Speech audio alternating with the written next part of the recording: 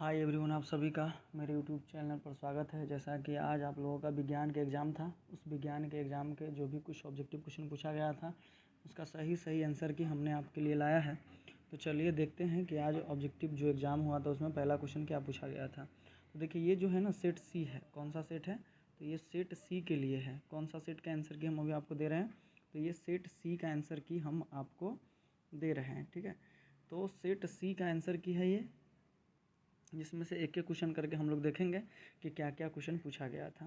तो चलिए इसी क्रम में पहला क्वेश्चन जो पूछा गया था, वो क्वेश्चन पूछा गया था कि निम्नलिखित में से किससे रंध्र के छिद्र घिरे रहते हैं। तो रंध्र का जो छिद्र है वो जो है सो गार्ड कोशिका से घिरा रहता है, यानी एक का बी ऑप्शन सही है।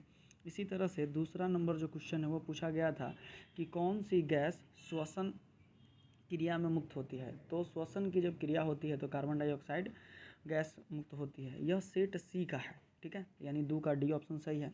इसी तरह से तीसरा नंबर क्वेश्चन, निम्न में से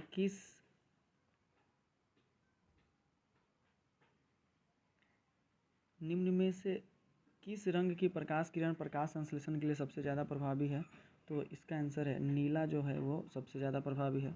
इसी तरह से चौथा क्वेश्चन है कि ग्लूकोज के पूर्ण ऑक्सीकरण से क्या मुक्त होता है। तो ग्लूकोज के पूर्ण ऑक्सीकरण से सिर्फ कार्बन डाइऑक्साइड मुक्त होता है, यानी 4 का ए ऑप्शन सही है। इसी तरह से कोशिका झिल्ली किस प्रकार की झिल्ली है। तो कोशिका जो झिल्ली है वह कैसा झिल्ली है, तो अर्ध पारगम्य झिल्ली है, सेमी परमेबल है। इसी तरह से छठा क्वेश्चन पूछा गया था कि एटीपी का विस्तारित रूप है। तो एटीपी का विस्तारित रूप एडोनोसिन ट्राइफॉस्फेट होता है। एडोनोसिन ट्राइफॉस्फेट होता है, यानी 6 का सी ऑप्शन सही है। इसी तरह से 7 नंबर क्वेश्चन है, स्टार्च की उपस्थिति की जांच के लिए किस विलयन का उपयोग होता है। तो स्टार्च की उपस्थिति की जांच के लिए आयोडीन का जो विलयन है उसकी ज़रूरत होती है, तो यानी 7 का ए ऑप्शन सही है। इसी तरह से 8 नंबर क्वेश्चन है कि प्रकाश संश्लेषण की दर निम्न में से किन कारकों पर निर्भर करती है। तो प्रकाश संश्लेषण का जो दर है वह प्रकाश के गुण और प्रकाश की मात्रा दोनों पर निर्भर करता है, यानी 8 का ए ऑप्शन सही है।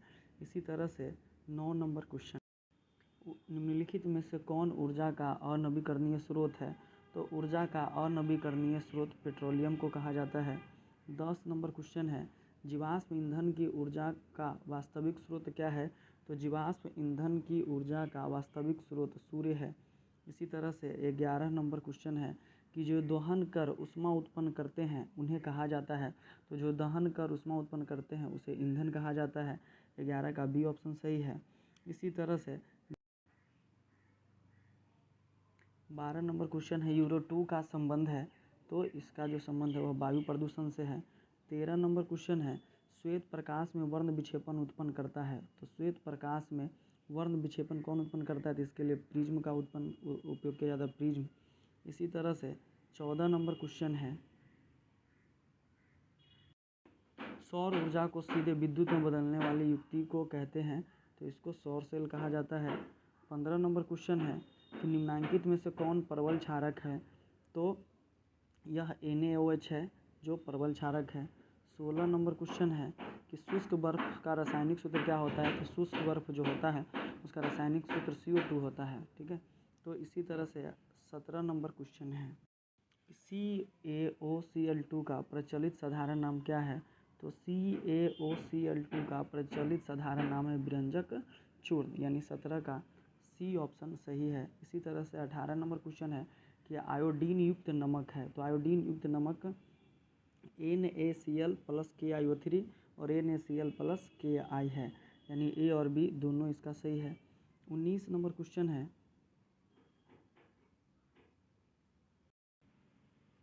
मिश्र धातु जिसमें 90% कॉपर और 10% टीन है उसका नाम क्या है। तो उसको कांसा कहा जाता है। 19 का डी ऑप्शन सही है।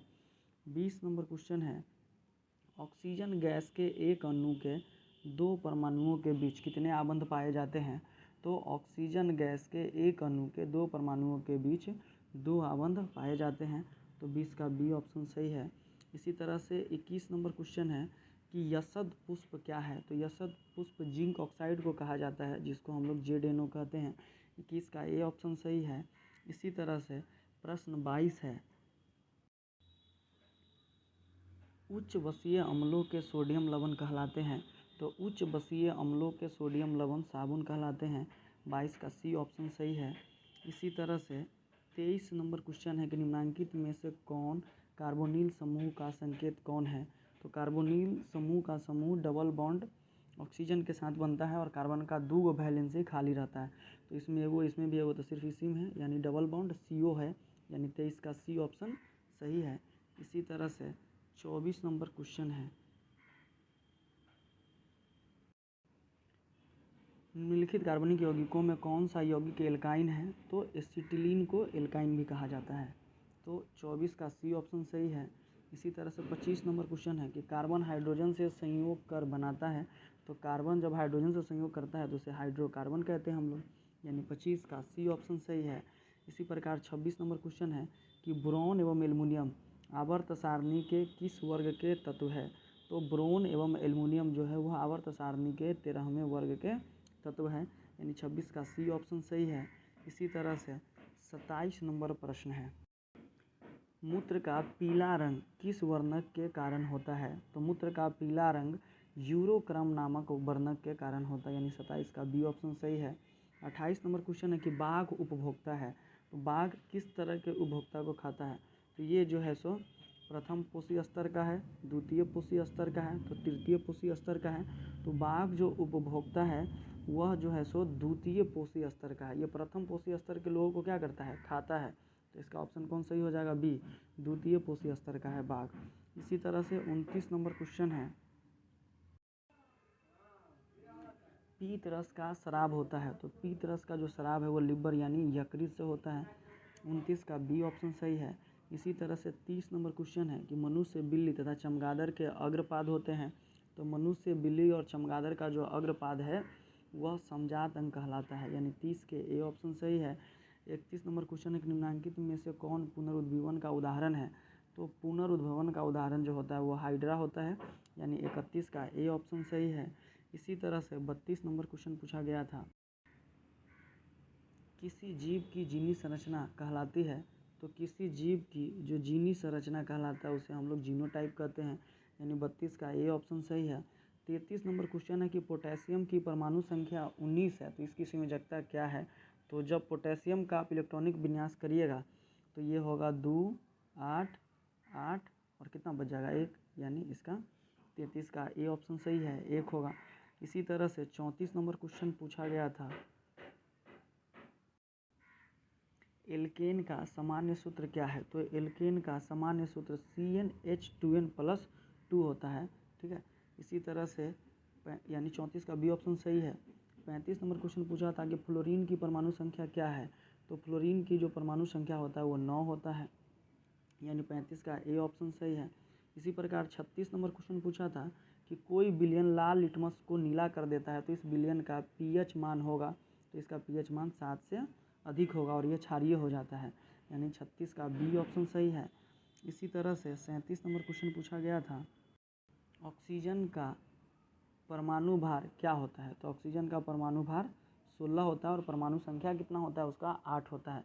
ये नहीं कि पहला ऑप्शन में 8 दिया था इसलिए 8 मार देंगे, नहीं, परमाणु भार पूछ रहा है तो इसका कितना होता है 16 होता है। तो 37 का सी ऑप्शन सही है। 38 नंबर क्वेश्चन पूछा था कि बॉक्साइट निम्नलिखित में से किस धातु का अयस्क है। तो बॉक्साइट एल्युमिनियम धातु का अयस्क है, 38 का सी ऑप्शन सही है। 39 नंबर क्वेश्चन पूछा था,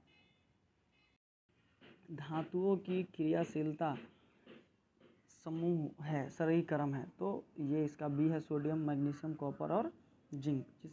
उसी तरह से 39 का बी ऑप्शन सही हो जाएगा। इस तरह से 40 नंबर जो क्वेश्चन पूछा था वह Fe2O3+2Al, Al2O3+2Fe निम्नलिखित में से किस प्रकार की अभिक्रिया है। तो यह जो है सो विस्थापन अभिक्रिया है, ठीक है। इसका उसमें और उसका उसमें चला जाता है, इसीलिए ये विस्थापन अभिक्रिया, यानी 40 का सी ऑप्शन सही है। इसी तरह से 41 नंबर जो क्वेश्चन पूछा गया था वह इस प्रकार, किस दर्पण की फोकस दूरी चिन्हों की परिपाटी के अनुसार ऋणात्मक मानी जाती है। तो वो है अवतल दर्पण का, 41 का बी ऑप्शन सही है। इसी तरह से 42 नंबर क्वेश्चन है कि अवतल दर्पण में आवर्धित काल्पनिक प्रतिबिंब बनाने के लिए वस्तु को कहाँ पे रखा जाएगा। तो फोकस और ध्रुव के बीच रखा जाएगा। तो इसका आंसर हो जाएगा 42 का ए ऑप्शन सही है। इसी तरह से 43 नंबर जो क्वेश्चन है वह पूछा गया,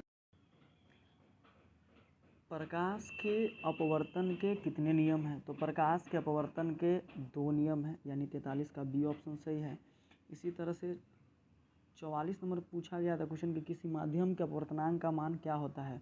तो किसी भी माध्यम के अपवर्तनांक का जो मान होता है वो साइन आई बटे साइन आर होता है, यानी 44 का ए ऑप्शन सही है। 45 नंबर क्वेश्चन पूछा गया था, लेंस की क्षमता का एसआई मात्रक क्या है? तो लेंस की क्षमता का एसआई मात्रक डायोप्टर है, 45 का डी ऑप्शन सही है। इसी तरह से 46 नंबर क्वेश्चन पूछा था, अवतल लेंस में आवर्धन एम बराबर होता है, तो वी बाई यू होता है। इसी तरह से यानी 46 का सी ऑप्शन सही है। 47 नंबर क्वेश्चन पूछा गया था, हीरे के अपवर्तनांक का मान कितना होता है? तो हीरे का अपवर्तनांक का मान 2.42 होता है, यानी 47 का डी ऑप्शन सही है। 48 नंबर क्वेश्चन पूछा गया था कि एक प्रिज्म में कितने सतहों से घिरा होता है? तो एक प्रिज्म 5 सतहों से घिरा होता है, 48 का डी ऑप्शन सही है। इसी तरह से 49 नंबर क्वेश्चन है कि अभिक्रिया जिसमें आयनों का आदान प्रदान होता है कहलाती है? तो ये कहलाती है, आयनों का आदान प्रदान होगा तो उसको हम लोग कौन सा कहते हैं? तो द्विविस्थापन अभिक्रिया कहते हैं उसको, यानी 49 का बी ऑप्शन सही है। इसी तरह से 50 नंबर क्वेश्चन, निम्नलिखित में से कौन से समीकरण संतुलित नहीं है? अर्थात उसके बायां पक्ष में जितने एलिमेंट है उतना ही दायां पक्ष में होना चाहिए। तो ऐसा चेक करिएगा तो ए बी सी जो है सो संतुलित है, सभी में जितना रिएक्टेंट उतना ही प्रोडक्ट में भी एटम है, लेकिन बी ऑप्शन में डी ऑप्शन में नहीं है, यानी 50 का डी ऑप्शन सही है। 51 नंबर क्वेश्चन है कि किसी भी उदासीन विलयन का पीएच मान होता है? तो किसी भी उदासीन विलयन का पीएच मान सीधा 7 होता है, यानी 51 का सी ऑप्शन सही है। इसके बाद है 52 नंबर क्वेश्चन पूछा था, निम्नलिखित में से कौन प्राकृतिक सूचक कौन है? तो प्राकृतिक जो सूचक है वह हल्दी है, यानी 52 का बी ऑप्शन सही है। 53 नंबर क्वेश्चन पूछा था कि धोबिया सोडा का रासायनिक सूत्र क्या होता है? तो धोबिया सोडा का रासायनिक सूत्र Na2CO3.10H2O होता है, यानी 53 का सी ऑप्शन सही है। 54 नंबर क्वेश्चन पूछता है, निम्नलिखित में से कौन विजातीय यौगिक है? तो विजातीय यौगिक जो है इसमें प्लास्टर ऑफ पेरिस है, बाकी सब ये है नेचुरल और ये केमिकल बनता है। निम्नलिखित में से कौन विजातीय यौगिक है? तो प्लास्टर ऑफ पेरिस, यानी 54 का डी ऑप्शन सही है। इसी तरह से 55 नंबर क्वेश्चन पूछा गया था,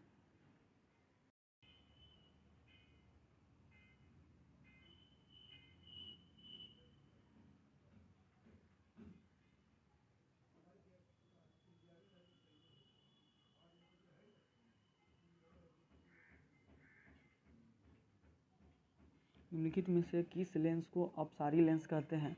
तो अपसारी लेंस अवतल लेंस को कहा जाता है, 57 का ये ऑप्शन सही है। इसी तरह से 58 नंबर क्वेश्चन पूछा गया था,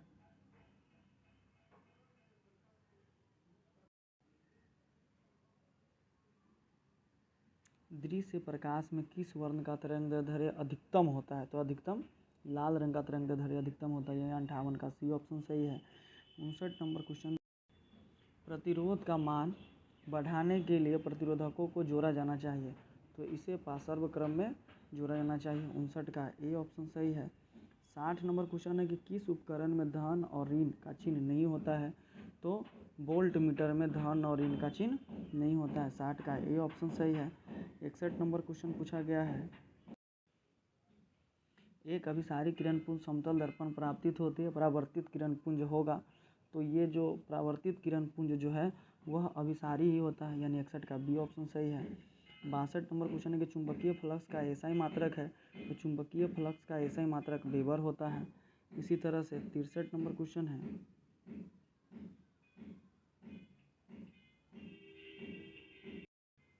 एक ए मीटर के शून्य तथा 2 एम्पियर के बीच 20 विभाग है, तो ए मीटर का अल्पतांक क्या होगा?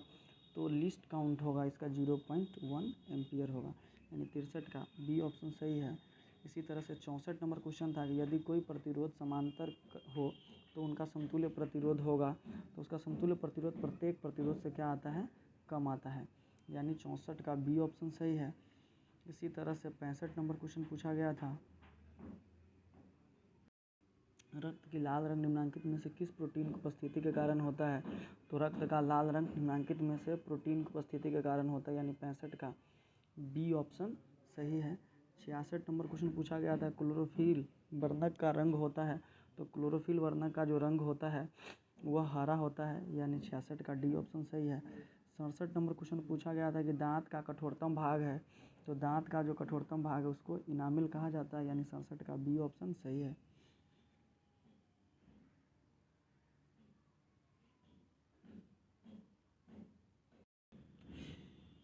68 नंबर क्वेश्चन है कि थायरॉक्सिन हार्मोन के संश्लेषण में किसका होना आवश्यक है? तो थायरॉक्सिन हार्मोन के संश्लेषण में आयोडीन का होना आवश्यक है। 68 का बी ऑप्शन सही है। 69 नंबर क्वेश्चन पूछा गया था कि अपघटक का उदाहरण है। तो अपघटक का जो उदाहरण है वह घास है। कौन है? घास है। तो 69 का डी ऑप्शन सही है। 70 नंबर क्वेश्चन है कि पृथ्वी पर ऊर्जा का मुख्य स्रोत है। तो पृथ्वी पर ऊर्जा का मुख्य स्रोत सूर्य है, यानी 70 का डी ऑप्शन सही है।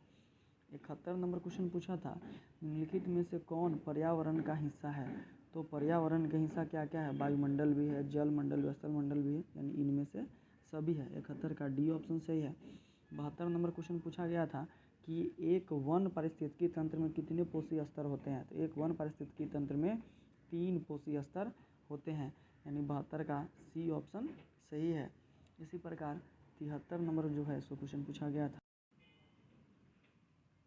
फल पकाने वाला हार्मोन है। तो फल पकाने वाला हार्मोन एथिलीन है। 73 का ए ऑप्शन सही है। 74 नंबर क्वेश्चन है, गोबर छाता है। ये आपके सेंटअप एग्जाम में भी क्वेश्चन आया था, यह एक परजीवी है, यानी 74 का बी ऑप्शन सही है। इसके बाद 75 नंबर क्वेश्चन पूछा गया था,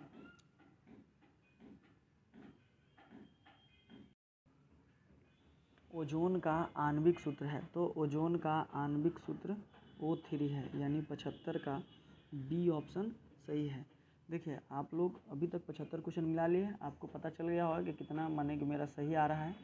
तो सभी को ध्यान से मिलाइए, और ध्यान से मिलाने के बाद आप घबराइए नहीं। अगर कोई क्वेश्चन आपका गलत भी हो रहा है, हो सकता है कि हम ही से कोई आंसर गलत आपको चला गया हो, तो जो भी कुछ आपको सही लग रहा हो, आप जो बना रहे हैं उसके हिसाब से उसको कमेंट में कर दीजिए, हम उसको देख के और पिन कर देंगे जो सही होगा उसको आंसर को। लेकिन हम अपने स्तर से पूरे 100% एक्यूरेसी मेंटेन करने का कोशिश की है। मे भी भूल किसी से भी हो सकता है, और कोई भी क्वेश्चन आपको लग रहा है कि इसका आंसर ये होना चाहिए, तो आप हमें कमेंट कर सकते हैं। और आप इसको मिलाकर अपने आप को निश्चिंत कर लीजिए, आगे की रणनीति को अपना तैयार करिए।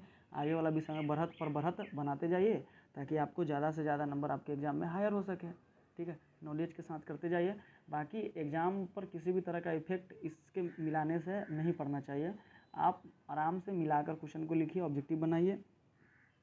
जहाँ तक हो सके आप अपना 100% बेस्ट देने का कोशिश करिए। ठीक है, ये सब अभी आपके हाथ में है। अभी आप जितना अच्छा करिएगा, जितना कूल माइंड होकर जितना अच्छा से पढ़िएगा, रिवीजन करिए, कल का जिस विषय का एग्जाम है उस विषय का आप क्या करिए, तैयारी करिए, और उस विषय के ही तैयारी में लग जाइए। विशेष इन्होंने दिमाग में जो बीत गया उसको विसार देना है। अच्छा गया कि खराब गया उससे कुछ भी लेना देना नहीं है। अच्छा गया तो भी मोटिवेशन के साथ आगे तैयारी करना है, खराब गया तो और ज़्यादा मोटिवेशन के साथ आगे के लिए तैयारी करिए, ताकि आप ज़्यादा से ज़्यादा अच्छा से अच्छा आगे कर सकें, और बढ़त बनाते जाइए। यही बढ़त आपको काम देगा। ठीक है, चलिए आगे 5 क्वेश्चन और बचा हुआ है, उस पाँचों क्वेश्चन को हम लोग क्या करते हैं, मिला लेते हैं। तो 76 नंबर जो क्वेश्चन पूछा था वो पूछा हुआ था कि कवक में पोषण की कौन सी विधि है? तो कवक में पोषण की मृत जीवी विधि, यानी 76 का सी ऑप्शन सही है। इसी तरह से 77 नंबर क्वेश्चन पूछा गया था,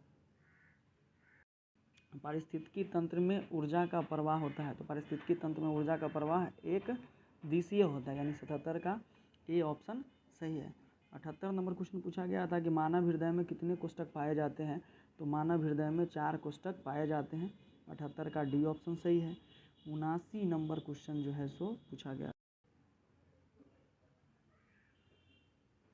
विकासीय दृष्टिकोण से हमारी किससे अधिक समानता है? तो विकासीय दृष्टिकोण से हमारी जो समानता है वो चिंपैंजी से ज़्यादा है। 79 का ए ऑप्शन सही है। इसी तरह से 80 नंबर क्वेश्चन है कि दूध से दही बनने में निम्नलिखित में से कौन सी अभिक्रिया होती है? तो दूध से दही बनने में निम्नलिखित में से किण्वन अभिक्रिया होती है। 80 का बी ऑप्शन सही है। तो इस प्रकार हम उम्मीद करते हैं कि 80 के 80 ऑब्जेक्टिव आप लोग मिला लिए होइएगा और 80 में से आपको 40 एकदम एग्जैक्ट आता होगा, 40 में 40 आप कर लिए होइएगा। और आप आगे के लिए भी अच्छे तरीक़ा से मेहनत कर रहे हैं और मेहनत करिए, मेहनत कभी भी बेकार नहीं जाता है, मेहनत का फल हमेशा मीठा होता है। आज जो भी कुछ आप पढ़ेंगे कल के एग्ज़ाम के लिए, वो सारे के सारे आपके एग्ज़ाम में ही आएंगे। इसीलिए अपना मेहनत करिए और आगे भी 40 में 40 जो विषय जो 50 में 50 लाना है उसमें लाइए और मेहनत बरकरार रखिए एकदम। आज आपके हाथ में है, आप जितना अच्छा से दम लगाइएगा, जितना अच्छा से करिएगा, उतना अच्छा आपको रिजल्ट आएगा। रिजल्ट आएगा तो उस दिन सबके हाथ में रहेगा, आपके हाथ में कुछ भी नहीं रहेगा। आज सिर्फ और सिर्फ आपके हाथ में है। आप अपने कॉपी में पूरी से पूरे क्वेश्चन को लिखिए, सारे से सारे ऑब्जेक्टिव को मिलाइए। चलिए तो बहुत अच्छा, आप लोग इसी तरह से बने रहे हमारे चैनल पर। जय हिंद दोस्तों।